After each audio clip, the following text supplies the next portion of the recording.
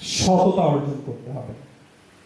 সততা কিভাবে অর্জন করা যায়, এটা নিয়ে অনেক পড়াশোনা করেছি, রিসার্চ করেছি।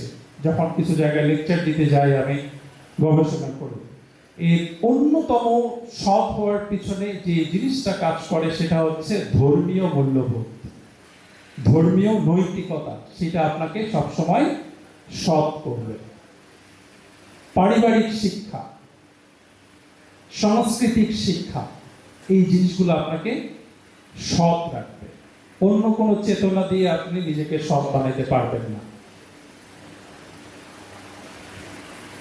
কিছু দেশে আছে যারা ধর্মীয় শিক্ষা দিয়ে মানুষকে সৎ রাখে, আবার কিছু দেশে আছে টোটাল ধর্মই নাই, যেমন রাশিয়া, যেমন চীন। তারা ধর্ম থেকে অনেক দূরে, কিন্তু তাদের একটা কালচারাল একটা প্র্যাকটিস আছে, পারিবারিক একটা প্র্যাকটিস আছে। এটা দিয়ে তারা তাদেরকে মানুষদেরকে সৎ বানায় রাখে।